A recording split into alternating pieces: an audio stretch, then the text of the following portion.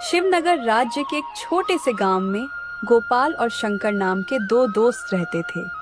गोपाल हमेशा गरीबों की मदद और भलाई करने में विश्वास रखता था, जबकि उसका दोस्त शंकर इन बातों पर बिल्कुल विश्वास नहीं करता था। एक दिन की बात है, गोपाल और शंकर गांव के चौपाल पर खड़े थे। तभी शंकर ने गोपाल से कहा, अरे ओ मेरे प्रिय मित्र गोपाल, मेरे दोस्त, अरे तुम जितनी कमाई दूसरों की भलाई में लगा देते हो ना, एक दिन बड़ा नुकसान उठाओगे। तुम्हारे पास कुछ भी नहीं बचेगा। समझ में आ रहा है ना? अरे शंकर, क्या तुमने वह कहावत नहीं सुनी, ये कि कर भला तो हो भला। अरे अगर मैं किसी का बुरा नहीं करता तो मेरे साथ बुरा क्यों होगा भाई। याद रखना शंकर, तुम अगर किसी मजबूर गरीब की मदद करोगे तो वह लौटकर तुम्हारे पास ही आएगा। ओ हो, अच्छा, वही लौटकर तुम्हारे पास आएगा। अरे मेरे भाई, ये सारी बातें ना बुजुर्गों के मुंह से अच्छी लगती है। देखो, मैं आज भी कहता हूं कि तुम्हारी फसल पूरे गांव में सबसे अच्छी होती है, लेकिन तुम उसे बेचकर आधे से ज्यादा पैसे यूं ही बर्बाद कर देते हो। तुम में भलाई करने का कीड़ा जो है। शंकर की बात सुनकर गोपाल कुछ नहीं बोलता और मुस्कुराता हुआ अपने घर चला गया। उसे पता नहीं था कि शंकर भीतर ही भीतर उससे जलने लगा था। गोपाल के जाने के बाद शंकर गुस्से में बोला, एक तो इसकी फसल सबसे अच्छी होती है और ऊपर से यह गांव में भलाई का ढंडोरा पीटता रहता है, जिससे लोग इसे सम्मान देते हैं, जबकि मुझे कोई नहीं पूछता। अब मुझे कुछ ना कुछ तो करना ही होगा। एक तो ये मेरी एक भी नहीं सुनता है। अब मैं भी बताता हूँ कि मैं कौन हूँ। ये सब सोचकर शंकर कुछ देर बाद अपने घर पर चला गया। शंकर को इतना क्रोध से भरा देखकर उसकी पत्नी शांति शंकर से बोली, क्या बात है, आपके चेहरे पर गुस्सा क्यों झलक रहा है? अरे क्या बताऊं भाग्यवान, यह जो कुछ भी है ना, सब अपने मित्र गोपाल की वजह से है। उसने नाक में दम कर रखा है। मैं कुछ समझी नहीं। अरे शांति, तुम तो जानती हो कि गोपाल की फसल गांव में सबसे अच्छी होती है और वह फसल बेचकर आधे से ज्यादा धन दिखावे के लिए लोगों की भलाई में लगा देता है, जिससे गांव के लोग कितना उसका सम्मान करते हैं। और मेरा क्या, अरे मेरा तो बिल्कुल भी नहीं करते। लोग पूछते तक नहीं मुझे, जल भुन जाता हूं मैं अंदर से। अरे काश कि ऐसा हो जाता कि गोपाल की उपजाऊ जमीन उससे छिन जाती, तो उस दिखावेबाज की अक्ल ठिकाने आ जाती, तब समझ में आता उसे। अच्छा, तो यह बात है। इसके लिए तो आपको अपनी बुद्धि का इस्तेमाल करना चाहिए। अरे मैं कुछ समझा नहीं, क्या बोल रही हो तुम? ए जी, तुम्हारा मित्र जमींदार है। जमींदार के पास बैठकर भी तुम्हारे अंदर कुछ बुद्धि नहीं आई। मेरी बात ध्यान से सुनो। तुम अपने मित्र गोपाल को जमींदार से कर्ज लेने के लिए उकसाओ। क्या? अरे तुम्हारा दिमाग तो ठीक है ना शांति? गोपाल के पास उपजाऊ जमीन है, धन है, आखिर वह मेरे कहने पर जमींदार से कर्ज क्यों लेगा? तुम्हारी बुद्धि तो बेलबुद्धि ही है। अब मेरी बात गौर से सुनो। इतना कहकर शांति शंकर के कानों में आहिस्ता से कुछ बताने लगी।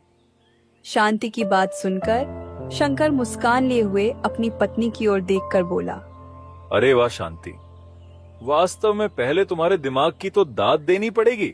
वाह क्या बात है, बीवी हो तो ऐसी। अगले दिन शंकर जमींदार के पास जाकर बोला, नमस्ते जमींदार जी। जमींदार जी, इस गांव की हर जमीन पर लगभग आपका ही कब्जा है, सिवाय कुछ लोगों को छोड़कर, जैसे कि मेरा मित्र गोपाल की जमीन। भाई मैं आपको बता रहा हूं कि वो बहुत ही उपजाऊ जमीन है। आप उसकी जमीन पर कब्जा क्यों नहीं कर लेते? अरे शंकर, कब्जा ऐसे ही थोड़ी ना कर लिया जाता है। उसके लिए पहले योजना बनानी पड़ती है। परंतु गोपाल तो तुम्हारा मित्र है, फिर तुम क्यों चाहते हो कि मैं उसके खेत पर कब्जा कर लूं? क्योंकि मुझे गोपाल का भलाई का दिखावा बिल्कुल भी पसंद नहीं है। सुनो, देखो जमींदार, मेरे पास एक ऐसी योजना है जिससे कि आप गोपाल की जमीन पर आसानी से कब्जा कर सकते हैं। हाँ तो ठीक है, मैं भी गोपाल की जमीन पर कब्जा करने के दिन रात जो सपने देखता रहता हूँ, लगता है कि अब जल्द सच होने वाला है। चलो, अब तुम मुझे जल्दी से बताओ कि योजना क्या है। तो सुनो जमींदार, आप अपने किसी बूढ़े नौकर को गोपाल के घर पर भेज दीजिए, जिसे गोपाल ना जानता हो और ना कभी देखा हो। वह बूढ़ा गोपाल से अपनी बेटी का विवाह ना होने का दुखड़ा रोएगा और उससे धन मांगेगा, और वह इतना धन मांगेगा कि गोपाल के बस के बाहर की बात होगी। अब मगर जैसा कि मैं गोपाल का स्वभाव जानता हूं, वह तो उस बूढ़े को मना करेगा नहीं, और मैं वहां पर मौजूद होऊंगा, और मैं गोपाल को आपसे कर्ज लेने की सलाह दूंगा। बस एक बार गोपाल ने आपसे कर्ज ले लिया, उसके बाद तो उस कर्ज पर भारी ब्याज पर ब्याज लगाते रहना, और इस मामले में तो आपका कोई जवाब नहीं है। क्यों जमींदार साहब, सही कहा ना? वाह वाह वाह, बहुत बढ़िया, बहुत बढ़िया। अरे मान गए शंकर, तुम्हारी खोपड़ी का जवाब नहीं भाई। बस एक बार वो मुझसे कर्ज ले ले, फिर वो कभी उसे उतार नहीं पाएगा। ठीक, तो मैं अभी गोपाल के घर पर ही जा रहा हूँ। आप किसी बूढ़े नौकर को भेज देना, और हाँ, ऐसे बूढ़े नौकर को भेजना जिसे गोपाल जानता ना हो। ठीक है शंकर, इसकी चिंता तुम मत करो। कुछ ही देर में शंकर गोपाल के घर पर चला गया और उससे बातें करने लगा। कुछ देर बाद एक बूढ़ा व्यक्ति गोपाल के घर पर आकर रोते हुए बोला, मैं दूसरे गांव से आया हूं बेटा। मैंने तुम्हारी बहुत प्रशंसा सुनी है कि तुम लोगों की भलाई का काम करते हो, लोगों की मदद करते हो, और मैं अभी बहुत समस्या में हूं। हाँ हाँ बाबा, क्यों नहीं, बोलो तुम्हारी क्या समस्या है, मैं आपकी मदद जरूर करूंगा। अरे बेटा, कल मेरी बिटिया का विवाह होना है, मगर आज मेरे घर पर चोरी हो गई। मैंने बिटिया के विवाह के लिए जितने भी गहने बनवाए थे, वे सब के सब चोरी हो गए बेटा। मैं महाराज के पास भी मदद मांगने गया था, परंतु महाराज कहां हम जैसे छोटे तुच्छ लोगों की मदद करते हैं। कोई मदद नहीं की। अब केवल एक ही रास्ता है, या तो तुम मेरी सहायता करो, या तो फिर मैं जाकर आत्महत्या कर लूं। मेरे बस का नहीं हो रहा कि अब कुछ और करूं बेटा। क्या करूं मैं? बाप रे, यह तो बहुत बुरा हुआ आपके साथ बाबा। लेकिन बाबा, विवाह के लिए तो बहुत धन की आवश्यकता होगी, और मेरी तो अभी फसल भी नहीं कटी है। इतना सारा धन मैं कैसे और कहां से लाऊंगा? अरे तो चिंता क्यों करते हो गोपाल? जमींदार मेरा बहुत अच्छा दोस्त है। तुम तब तक उससे कर्ज ले लो, और जब तुम्हारी फसल कटे तो तुम उसका कर्ज चुका देना बस। हाँ, तुमने बिल्कुल ठीक कहा शंकर। चलो अभी जमींदार जी के पास चलते हैं। बाबा, आप यहीं रुको, मैं कुछ देर में वापस आता हूँ। गोपाल शंकर के साथ जमींदार की हवेली चला गया और जमींदार को सारी बात बता देता है। जमींदार मुस्कुराते हुए गोपाल से बोला, गोपाल, मैं तुम्हें 1 महीने के लिए उतना धन तो दे सकता हूँ जितना तुम मांग रहे हो, मगर भैया 1 महीने के बाद मुझे मेरा धन वापस चाहिए। सीधी बात है, अगर 1 महीने से देरी की तो अच्छा नहीं होगा। हाँ ठीक है जमींदार जी, आप चिंता मत करो। कुछ दिन बाद मेरी फसल कट जाएगी, उसके बाद आसानी से आपका सारा धन लौटा दूंगा। जिसके बाद जमींदार ने गोपाल को मुद्राएं पकड़ा दी। गोपाल ने खुश होते हुए घर पर जाकर उस बूढ़े व्यक्ति को मुद्राएं दे दी। वह बूढ़ा व्यक्ति सीधे जमींदार की हवेली चला गया और जमींदार के पास जाकर बोला, ये लीजिए जमींदार साहब आपका धन, घूम फिर कर आपके ही पास आ गया, रख लीजिए। हाँ, अरे शंकर ने बहुत ही अच्छी योजना बनाई है भाई। हमारा तो दिल खुश हो गया। मेरा धन भी मेरे पास वापस आ गया और गोपाल मेरा कर्जदार भी बन गया। वाह भाई वाह। समय ऐसे ही बीतता रहा। कुछ दिन बाद गोपाल अपनी फसल काटकर राज्य में बेच आया और जमींदार का कर्ज चुकाने के लिए जमींदार की हवेली पर पहुंच गया। यह लीजिए जमींदार जी, मैंने आपसे जितना कर्ज लिया था उतना मैं वापस कर रहा हूँ, लीजिए। अरे तुम्हारा दिमाग तो ठीक है ना गोपाल। अरे भाई, तुम जो धन मुझे वापस कर रहे हो वह तो असल है। अरे भैया, मुझे ब्याज भी चाहिए, ब्याज। यह सुनकर गोपाल बुरी तरह से चौंक पड़ा। क्या? लेकिन जमींदार जी, हमारे और तुम्हारे बीच ब्याज की बात तो हुई ही नहीं थी। बस ये था कि तुम मुझे पैसे दोगे और मैं 1 महीने बाद वापस कर दूंगा। इसमें ब्याज कहां से आ गया? वाह वाह वाह वाह वाह, ब्याज कहां से आ गया? तो क्या मैंने तुम्हें कर्ज देने का ठेका ले रखा था क्या? मुझे कीड़ा काट रहा था कि तुम्हें पैसा दूं? देख गोपाल, मुझे कुछ नहीं पता, मुझे मेरा धन ब्याज के साथ वापस चाहिए, सूद समेत। ठीक है, बताइए आपका कितना ब्याज होता है, मैं आपका ब्याज भी लौटा दूंगा, बताइए। जमींदार ने गोपाल को इतना ब्याज बताया कि गोपाल को चक्कर आने लगा। बाप रे, इतना भारी ब्याज, यह तो सरासर अन्याय है जमींदार। इतना भारी ब्याज तो मैं अपना खेत बेचकर भी नहीं चुका सकता। अरे तो कौन कह रहा है खेत बेचो तुम? और तुम्हारा कौन सा खेत? कौन से खेत की बात कर रहे हो? कान खोल के सुन लो गोपाल, तुम्हारा खेत अब तुम्हारा नहीं, मेरा हुआ। जब तक तुम मेरी रकम सूद समेत नहीं लौटा देते, तब तक तुम्हारे खेत पर मेरा कब्जा रहेगा। बस बात खत्म, अभी निकल जाओ यहाँ से। क्या? यह तुम मेरे साथ सरासर धोखा कर रहे हो जमींदार। तुम देखना, इसकी शिकायत मैं महाराज से करूंगा। अगले दिन गोपाल शिवनगर राज्य के राजा शिवाजी के महल में पहुंच गया और सारी घटना राजा शिवाजी को बताते हुए बोला। महाराज की जय हो। महाराज, मेरे साथ बहुत बड़ा अन्याय हुआ है, मेरी सहायता कीजिए, अन्यथा मैं बर्बाद हो जाऊंगा। फिर गोपाल अपनी सारी बात राजा को बताता है। ये सब सुनकर राजा बोलता है, हाँ, तुमने जो बताया उसे सुनकर तो मुझे भी क्रोध आ रहा है, परंतु मैं जमींदार और तुम्हारे मित्र शंकर को भी महल में बुलाऊंगा, पहले उनसे भी समझूंगा। कुछ देर बाद शंकर और जमींदार राजा शिवाजी के सामने खड़े हुए थे। राजा शिवाजी जमींदार से बोला, गोपाल ने मुझे बताया कि तुमने अपनी मर्जी से भारी ब्याज लगाकर गोपाल का खेत हड़प लिया। हड़प लिया? अरे रे रे, यह तो सरासर मेरे ऊपर झूठा आरोप है महाराज। अरे यह गोपाल झूठ बोल रहा है। महाराज, ब्याज की बात करने के बाद ही मैंने इसे रकम दी थी। अगर आपको मेरी बात पर विश्वास नहीं होता तो आप शंकर से पूछ लीजिए ना। शंकर तो गोपाल का मित्र है ना, वह तो सच बोलेगा। क्यों भैया, शंकर बताओ। राजा शिवाजी शंकर से बोला, क्या यह सत्य है शंकर? जी महाराज, जमींदार सच बोल रहा है। गोपाल ने पैसे लेने से पहले ब्याज के लिए हामी भरी थी। यह सुनकर गोपाल बुरी तरह से चौंक पड़ा। अरे तुम ये क्या कह रहे हो शंकर? हाँ, सही तो कह रहा हूँ गोपाल। भला मैं तुम्हारे लिए झूठ क्यों बोलने लगा? वैसे भी मैं तुम्हारे गांव में झूठी प्रशंसा सुन सुनकर तंग आ चुका हूँ। तुम कहना क्या चाहते, तुम यह बताओ।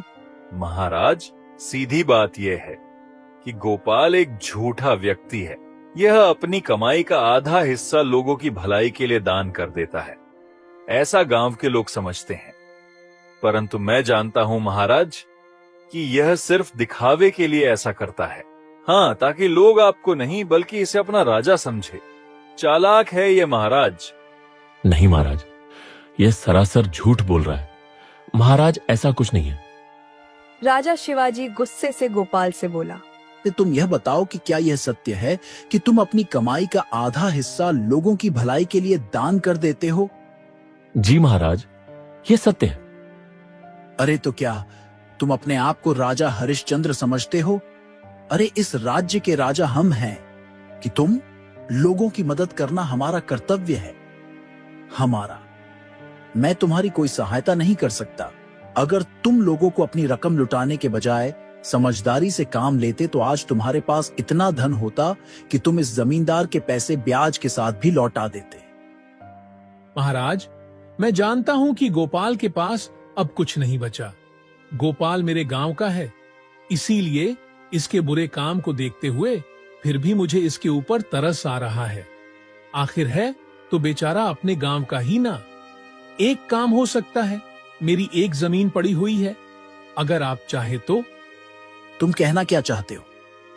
महाराज, मैं यह कहना चाहता हूं कि मैं जानता हूं कि गोपाल अब कभी भी मेरी रकम तो ब्याज सहित लौटा नहीं सकता। यह तो आप देख ही चुके हैं। अब यह है कि मैं चाहता हूं कि आप स्वयं यह ऐलान कर दें कि आज से गोपाल का खेत मेरा हुआ। इसके बदले में मैं एक जमीन का छोटा टुकड़ा गोपाल को देने के लिए तैयार हूं, जिससे वह खेती करके अपना जीवन यापन कर सके। इतना तो मैं कर ही सकता हूं महाराज। क्या रे, कहीं तुम उस छोटे से खेत के टुकड़े की बात तो नहीं कर रहे हो जो कि बंजर पड़ा हुआ है? हाँ हाँ, तुमने सही पहचाना। वही खेत मैं तुम्हें देना चाहता हूँ। अब भला इससे ज्यादा मैं क्या करूं? खेत तो खेत है महाराज। बस ठीक है, आज से गोपाल का खेत जमींदार का हुआ, और जमींदार जो खेत का टुकड़ा गोपाल को दे रहा है वह गोपाल का हुआ। बस अब तुम सब यहां से जा सकते हो, जाओ। गोपाल मुंह लटकाकर अपने घर पर आ गया। उसकी आंखों से आंसू बहने लगे। गोपाल की आंखों में आंसू देखकर उसकी पत्नी कामिनी गोपाल से बोली, आखिर आपको लोगों की भलाई करके क्या मिला? आप तो सड़क पर आ गए। नहीं कामिनी, नहीं नहीं, मुझे अब भी उसी कहावत पर विश्वास है, कर भला तो हो भला। वो सब तो ठीक है, पर हमारा उपजाऊ खेत हमसे छीन गया। उस जमींदार ने हमसे छल करके अपना बंजर जमीन का टुकड़ा हमें दे दिया। क्या आप उस पर खेती कर पाएंगे? मुझे जमींदार से कोई शिकायत नहीं है कामिनी। अरे वह तो नियत का मारा है ही। मुझे तो दुख इस बात का है, शिकायत इस बात की है कि मेरा मित्र मैं नहीं समझ पाया कि मेरा मित्र ही मेरा सबसे बड़ा दुश्मन है। अगले दिन गोपाल जमींदार के दिए हुए बंजर खेत पर पहुंच गया। तभी गोपाल ने देखा कि बंजर जमीन के सामने घनी झाड़ियों में 2 सैनिक छुप के बैठे हुए थे। गोपाल दबे पांव उनके करीब चला गया और एक पेड़ के पीछे छुपकर उनकी बातें सुनने लगा। वह दोनों सैनिक एक दूसरे से बातें कर रहे थे। क्यों, तुमने योजना ठीक से तो बना ली है ना? कहीं ऐसा ना हो कि हम राजा के महल में पकड़े जाएं। अरे भाई, चिंता ना करो, राजा शिवाजी का महामंत्री हमसे मिला हुआ है। रात में हमें महल का मुख्य दरवाजा खुला मिलेगा। आज रात हम दोनों राजा शिवाजी की हत्या करके वापस आ जाएंगे। बस हो गया हमारा काम, चलो। इतना बोलकर वह दोनों सैनिक वहां से चले गए। उनके जाते ही गोपाल अपने आप से बोला, अरे महाराज की जान तो खतरे में है, मुझे कुछ करना होगा। इतना बोलकर गोपाल दौड़ता हुआ राजमहल की ओर चला गया। राजमहल के बाहर उसकी नजर राजा शिवाजी के पुत्र राजकुमार वीर पर पड़ी।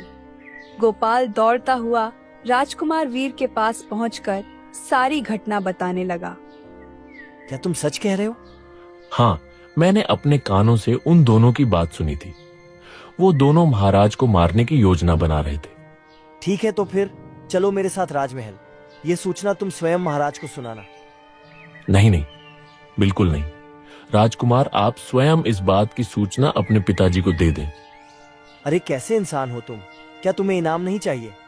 गोपाल राजकुमार की बात का कोई जवाब दिए बगैर वहां से सीधे बंजर खेत में आ गया और वहां पर कड़ी धूप में हल चलाने का प्रयास करने लगा। तभी मोहन को ऐसा लगा जैसे कि धरती के अंदर कोई भारी वस्तु गड़ी हुई है। गोपाल तुरंत फावड़ा से धरती को खोदने लगा।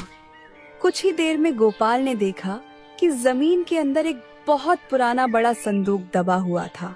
गोपाल ने जैसे ही उस संदूक को खोला तो उसकी आंखें आश्चर्य से फट गईं। उस संदूक में सोने हीरे मोती जगमगा रहे थे। गोपाल बड़े से बक्से को लेकर अपने घर ले आया और सारी घटना अपनी पत्नी को बताने लगा। आप बिल्कुल सही कहते थे, कर भला तो हो भला। आपकी जो जमीन जमींदार ने हड़प ली है, अब तो आप उस जैसे सैकड़ों जमीन खरीद सकते हैं। मगर गोपाल नहीं जानता था कि उन दोनों की बातें बाहर शंकर भी सुन रहा था। शंकर ने झांक कर देखा तो उसकी आंखें आश्चर्य से फटी की फटी रह गईं। बाप रे, अरे ये तो फिर से बहुत ज्यादा धनवान हो गया। मुझे ये बात तुरंत जमींदार को बतानी पड़ेगी। शंकर तुरंत जमींदार के पास चला गया और उसे सारी घटना बताते हुए बोला, जमींदार, तुमने जो बंजर खेत गोपाल को बड़े डींगे हाँकने के लिए राजा के सामने दे दिए थे ना, अरे उसी बंजर जमीन में एक बहुत भारी और पुराना संदूक निकला है, और जिसमें सोने चांदी भरे हुए हैं। उस सारे सोने चांदी पर तो तुम्हारा अधिकार हुआ ना। तुम यह क्या बात कर रहे हो? अगर ऐसी बात है तो फिर मैं वो बक्सा गोपाल से वापस ले लूंगा। अरे वो तो मेरा हुआ भाई। जमींदार शंकर के साथ गोपाल के घर पर चला गया और गुस्से से बोला, ए गोपाल, मुझे मेरा बक्सा वापस दो। वो सोने चांदी हीरे से भरा बक्सा मेरी बंजर जमीन पर निकला है। लाओ, मुझे वापस करो। बकवास बंद करो जमींदार। तुमने वह जमीन महाराज के सामने स्वयं मेरे नाम कर दी थी।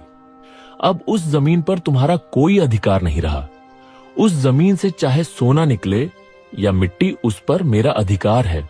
सीधी सी बात है। मगर इसके बाद जमींदार और शंकर दौड़ते हुए राजमहल पहुंच गए। जमींदार राजा शिवाजी से बोला, महाराज की जय हो। अरे महाराज, आपने गोपाल की जो उपजाऊ जमीन मेरे नाम की थी और मैंने उसे जो बंजर जमीन का टुकड़ा दिया था, उसमें एक बहुत पुराना सोने चांदी से भरा बक्सा गड़ा हुआ था जो गोपाल को मिला है, और वो अभी उसे लौटाने से मना कर रहा है। कुछ ही देर में गोपाल वहां पर आ जाता है और वह राजा शिवाजी के सामने खड़ा था। जमींदार बता रहा है कि तुम्हारी बंजर जमीन पर सोने चांदी हीरे मोती का बक्सा निकला है, जबकि अब वह जमीन जमींदार की है। जमींदार अब भी झूठ बोल रहा है महाराज।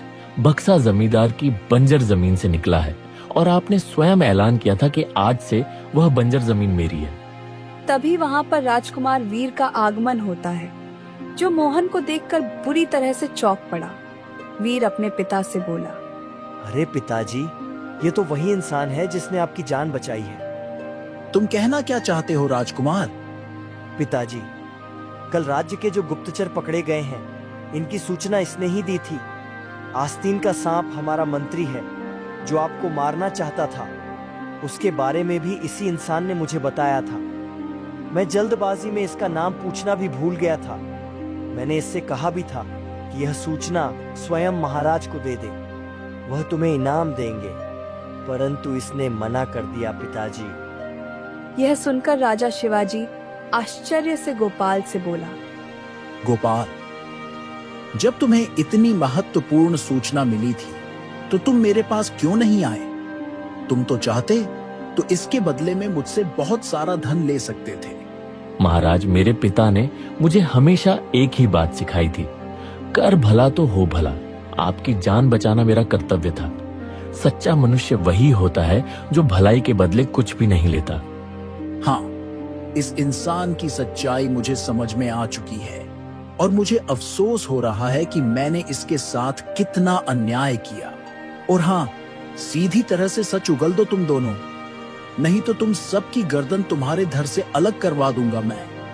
दोनों जमींदार और शंकर बुरी तरह से घबरा गए और सारी सच्चाई बता दी। राजा शिवाजी गुस्से से अपने सैनिकों से बोला, सैनिकों, इन दोनों को घसीटते हुए कारागार में डाल दो। ले जाओ इन्हें यहां से।